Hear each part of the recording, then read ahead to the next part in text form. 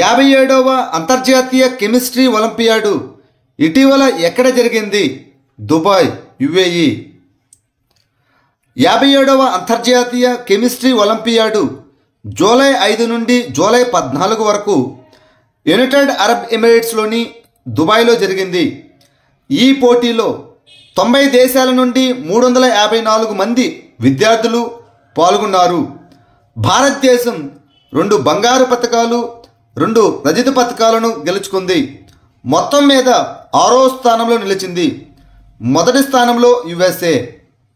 ఇటీవల ఏ రాష్ట్ర ప్రభుత్వం ఆపరేషన్ జీవన్ జ్యోతిను ప్రారంభించింది? పంజాబ్. రాష్ట్ర వ్యాప్తంగా భిక్షాటన చేస్తున్న పిల్లల రక్షణ మరియు గుర్తింపు దిశగా పంజాబ్ ప్రభుత్వం ఒక పెద్ద అడుగు వేసింది. ఆపరేషన్ జీవన్ జ్యోత్ కింద రాష్ట్రంలోని అన్ని డిప్యూటీ కమిషనర్లు భిక్షాటన చేస్తున్న పిల్లలు మరియు వారి తల్లిదండ్రుల DNA నమూనాలను తీసుకొని వాటిని సరళని ఆదేశించారు. DNA సరిపోలకపోతే ఆ కేసును నేరుగా మానవ అక్రమ రవాణా మరియు పిల్లల దోపిడీ కేసుగా పరిగణిస్తారు. దీని తర్వాత కఠినమైన చర్యలు తీసుకుంటారు. ఇటీవల ASI archaeological survey of India ఏ రాష్ట్రానికి చెందిన లంగ్ఫన్ రోపియిని జాతీయ ప్రాముఖ్యత కలిగిన స్మారక చిహ్నంగా ప్రకటించింది? మిజోరం. భారత పురావస్తు సర్వే సంస్థ మిజోరంలోని ఫున్ రోపియిని పురాతన స్మారక చిహ్నాలు మరియు పురావస్తు ప్రదేశాలు అదేవిధంగా అవశేషాల చట్టం 1958 ప్రకారం జాతీయ ప్రాముఖ్యత కలిగిన స్మారక చిహ్నంగా నియమించింది. వాంగ్ చియాలోని కౌచువా రోపియి తరువాత ASI ద్వారా జాతీయ ప్రాముఖ్యత కలిగిన స్మారక చిహ్నంగా ప్రకటించబడిన రాష్ట్రంలో ఇది 2వ మెగాలిత్ ప్రదేశం. ఇటీవల దృష్టిలోపం ఉన్న ప్రయాణికులకు సహాయం చేయడానికి ఏ రాష్ట్ర ప్రభుత్వం సౌండ్ ఫిల్టర్ స్కీమును ప్రారంభించింది? కర్ణాటక. కర్ణాటక రాష్ట్ర రోడ్డు రవాణా సంస్థ ధ్వని స్పందన యోజన అనగా సౌండ్ ఫిల్టర్ స్కీమును ప్రారంభించింది. ఇది దృష్టిలోపం ఉన్న ప్రయాణికులకు సులభమైన మరియు స్వతంత్ర చలనశీలతకు సహాయం చేయడానికి ఒక ఇనిషియేటివ్. ఈ ఇనిషియేటివ్లో భాగంగా మైసూరు నగరంలోని వివిధ మార్గాల్లో నడిపిస్తున్న దాదాపు 200 బస్సుల్లో ఆడియో పరికర వ్యవస్థలను ఏర్పాటు చేశారు. ఈ పరికరాలను దృష్టిలోపం ఉన్న వినియోగదారులు రిమోట్ కీ ద్వారా యాక్టివేట్ చేయవచ్చు. జూలై 2025లో భారత నావికాదళం INS నిస్టార్ను ఎక్కడ ప్రారంభించింది? విశాఖపట్నం, ఆంధ్రప్రదేశ్. భారత నావికాదళం జూలై 12న విశాఖపట్నంలోని నేవల్ డాక్యార్డ్లో INS నిస్టార్ను ప్రారంభించింది. రక్షణ మంత్రిత్వ శాఖ ఆధ్వర్యంలోని హిందుస్థాన్ షిప్యార్డ్ లిమిటెడ్ ద్వారా దేశీయంగా నిర్మించిన 2 డైవింగ్ సపోర్ట్ వెజల్స్లో INS నిస్టార్ మొదటిది. నిస్టార్ డీప్ సీ డైవింగు జలంతర్గామి రెస్క్యూకి మద్దతిస్తుంది మరియు హిందూ మహాసముద్ర ప్రాంతంలో భారతదేశ సముద్ర బలాన్ని పెంచుతుంది. ISU ప్రపంచ విశ్వవిద్యాలయ క్రీడలు 2025 ఇటీవల ఎక్కడ జరిగాయి? Germany. 2025 FISU world university games లేదా రైన్ రుహ్ర్ 2025 అని కూడా పిలుస్తారు.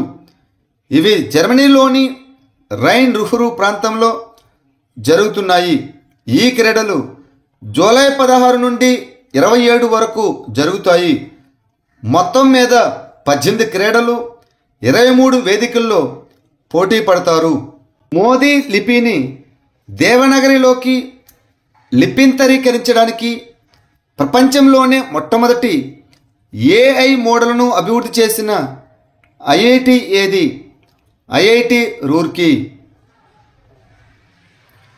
Indian institute of technology Roorkee ప్రపంచంలోని మొట్టమొదటి ఆర్టిఫిషియల్ ఇంటెలిజెన్స్ మోడల్ను అభివృద్ధి చేసింది.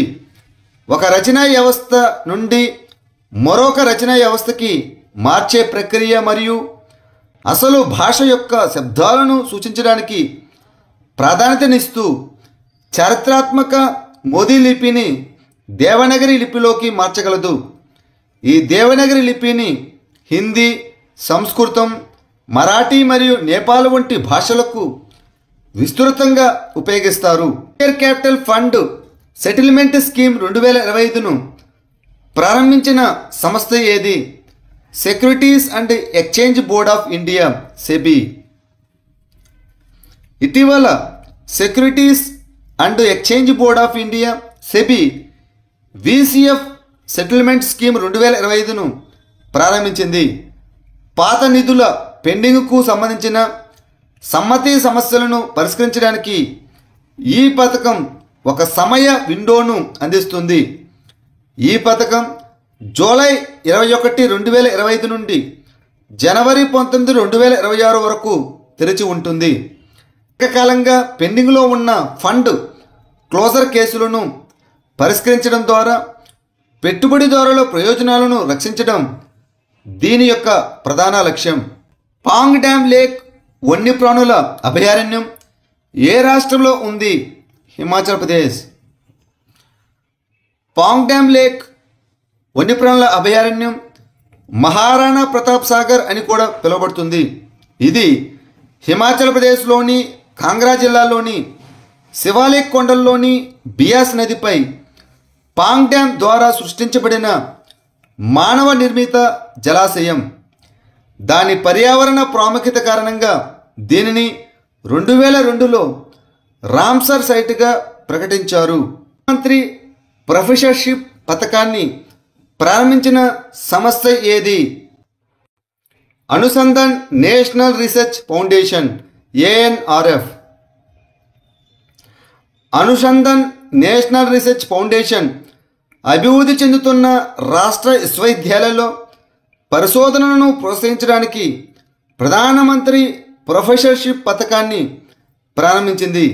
ఇది ANRF యొక్క పెయిర్ అనగా partnership for advancing inter disciplinary research కార్యక్రమం కింద ఈ పథకం ప్రతి ప్రొఫెసర్ సంవత్సరానికి 30 లక్షలు ఫెలోషిప్, 24 లక్షలు లేదా సంవత్సర పరిశోధన గ్రాంటు, అదేవిధంగా హోస్ట్ విశ్వవిద్యాలయానికి 1 లక్ష రూపాయల ఓవర్ హెడ్ను అందుకుంటారు. వెరాసి రూబిన్ అబ్జర్వేటరీ అనగా VRO ఏ దేశంలో ఉంది? చిలీ. ఇటీవల చిలీలోని వెరాసి రూబిన్ అబ్జర్వేటరీ తన మొదటి చిత్రాలను విడుదల చేసింది. 10 మిలియన్ గెలాక్సీలు, 2000+ కొత్త గ్రహశకలాలు మరియు నక్షత్రాలను సంగ్రహించింది. ఈ VROను గతంలో లార్జ్ సినోప్టిక్ సర్వే టెలిస్కోపు అని పిలిచేవారు.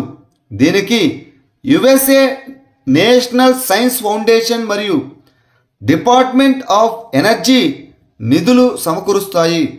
Universal health coverage practitioners and experts knowledge exchange and resources అనగా UHC పీర్స్ నెట్వర్క్ను ఏ సంస్థ ప్రారంభించింది? ఆసియా అభివృద్ధి బ్యాంక్, ADB. ఇటీవల ఫిలిప్పీన్స్లోని మనీలాలో జరిగిన ఇన్స్పైర్ హెల్త్ సిస్టమ్స్ ఫోరంలో ఆసియా అభివృద్ధి bank universal health coverage practitioners and experts knowledge exchange and resources నెట్వర్క్ను ప్రారంభించింది. ఈ UHC పీర్స్ నెట్వర్క్ అనేది దేశాల మధ్య ఉత్తమ పద్ధతులు మరియు సహకారాన్ని పంచుకోవడానికి ఒక peer to peer learning platform. ఇది ఆరోగ్య ఫైనాన్సింగ్ సంస్కరణ, ప్రాథమిక ఆరోగ్య సంరక్షణ ఆవిష్కరణలు, వెనుకబడిన కమ్యూనిటీలను చేర్చడం మరియు ప్రైవేట్ రంగ ఎంగేజ్మెంట్పై దృష్టి పెడుతుంది. ఉగ్రవాద నిధుల ప్రమాదాలపై సమగ్ర నవీకరణ అనే నివేదికను ఏ సంస్థ విడుదల చేసింది? Financial action task force FATF. July 2025లో financial action task force FATF terrorist financing రిస్కులపై సమగ్ర నవీకరణ అనే నివేదికను విడుదల చేసింది. ఉగ్రవాద గ్రూపులు దాడులకు నిధులు సమకూర్చడానికి ప్రపంచ ఆర్థిక వ్యవస్థను ఎలా దుర్వినియోగం ఉన్నాయో ఈ నివేదిక హైలైట్ చేస్తుంది. ఖడ్గమృగ DNA ఇండెక్స్ సిస్టమ్స్ అనగా రోడీస్ను ఏ మంత్రిత్వ శాఖ ప్రారంభించింది? పర్యావరణం, అడవులు మరియు వాతావరణ మార్పు మంత్రిత్వ శాఖ. ఇటీవల అస్సాం అటవీ శాఖ ఖడ్గమృగ కొమ్ములను ఖడ్గమృగ DNA ఇండెక్స్ సిస్టమ్స్ అనగా రోడీస్ ఇండియా డేటాబేస్లో చేర్చడానికి DNA ప్రొఫైలింగ్ ప్రారంభించింది. ఈ రోడీస్ ఇండియాను 2016లో పర్యావరణం, అడవులు మరియు వాతావరణ మార్పు మంత్రిత్వ శాఖ, wild life institute of India, Assam, పశ్చిమ బెంగాల్ మరియు ఉత్తరప్రదేశ్ అటవీ విభాగాలు మరియు wide fund for nature India సహకారంతో ప్రారంభించింది. ఈ రోడీస్ అనేది వన్యప్రాణుల నేర కేసులను పరిష్కరించడంలో సహాయపడటానికి రూపొందించబడిన వన్యప్రాణుల ఫోరెన్సిక్ సాధనం. ఉత్తరప్రదేశ్లోని ఏ నగరం కౌశల్ మేళా 2025ను నిర్వహించింది? లక్నో. కౌశల్ మేళా 2025 ప్రపంచ యువ నైపుణ్య దినోత్సవం సందర్భంగా లక్నోలోని ఇందిరాగాంధీ ప్రతిష్టాన్లో జరిగింది. ఈ కార్యక్రమం ఉత్తరప్రదేశ్ యువతలో వృత్తి శిక్షణ, నైపుణ్యాభివృద్ధి మరియు స్వావలంబనను ప్రోత్సహించడం లక్ష్యంగా పెట్టుకుంది. ఉత్తరప్రదేశ్ నైపుణ్యాభివృద్ధి మిషన్ 14 నుండి 35 సంవత్సరాల వయసు గల యువతకు ఉచిత ఉద్యోగ ఆధారిత శిక్షణను అందిస్తుంది. ఇటీవల వార్తలో కనిపించిన తుర్కానా సరస్సు ఏ దేశంలో ఉంది? కెన్యా.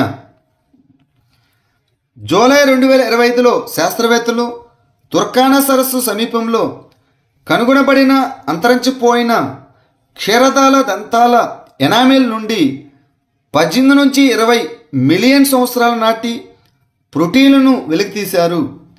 ఈ తుర్కానా సరస్సు ఉత్తర కెన్యాలో ఉంది మరియు పాక్షికంగా ఇథియోపియా వరకు విస్తరించి ఉంది. ఇది తూర్పు రిఫ్ట్ వ్యాలీలో ఉంది. ఇది ఆఫ్రికాలో 4వ అతిపెద్ద సరస్సు మరియు ప్రపంచంలోని అతిపెద్ద శాశ్వత ఎడారి సరస్సు. ఈ తుర్కానా సరస్సు ఐక్యరాజ్యసమితి విద్య, శాస్త్రీయ మరియు సాంస్కృతిక సంస్థ అనగా యునెస్కో ప్రపంచ వారసత్వ ప్రదేశం.